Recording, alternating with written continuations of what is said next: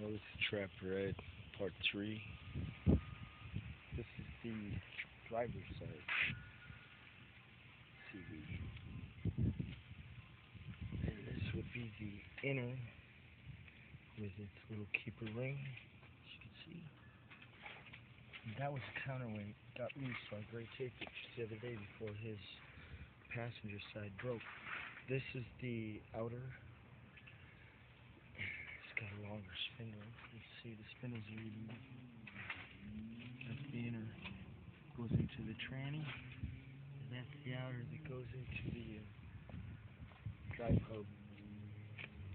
And as if you notice, popped the ball joint out of the lower control arm and taken the control arm stabilizer off.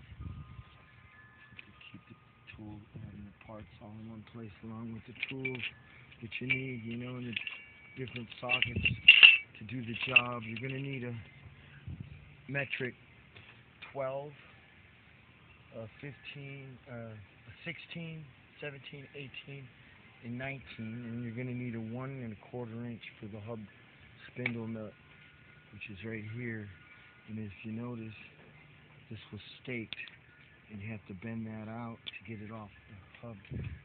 And you got to be careful because you don't want to damage any of the splines or grooves. And if you can see back in there, that's where it goes. So now we're ready to put the new one back in. You're going to need one of these ball separator tools. Without that, it's a pain in the butt. You might need this impact wrench as well. I found out I did. And all these other various tools, long nose pliers, small cold chisel, just a crescent wrench,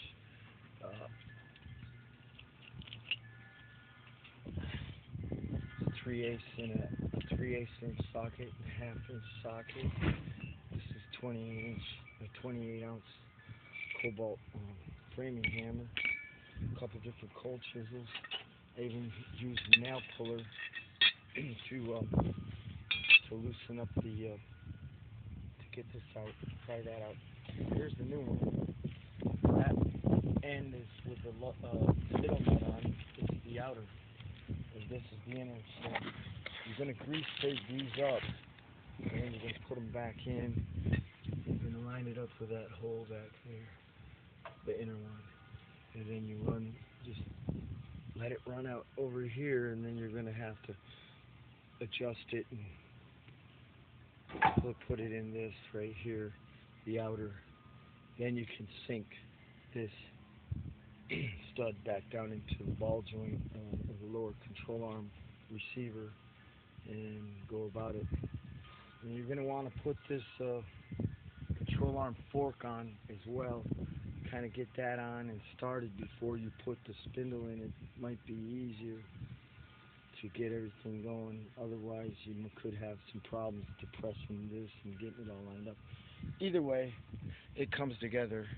But then once you get all that back together, that's when you're going to take these new brake pads right here, and you're going to put them in here. I left this one with the warning in, so I know which side it goes in easily. I can just slip it in without thinking about it at all. And I'm going to need some cotter pins like this, or some paper clips to hold those nuts back on. This one was the only one that took one, so you're going to need one cotter pin, or like I said, you can use a paper clip. I've been using the paper clips because I don't have cotter pins. Anyways, this is the seam, and it helps to have a hydraulic jack as well. Make yourself safe. Make sure you got enough jack stands and jacks to keep your work safe while you're working on it. That's about the best I can advise. And be careful. Notice I blocked up the rear tire. That's another thing. So this is how I do it. Driveway repair. And you've seen a bunch of it already, and I'll make maybe one more with the brake. And that will be part 4. Trapper Ed.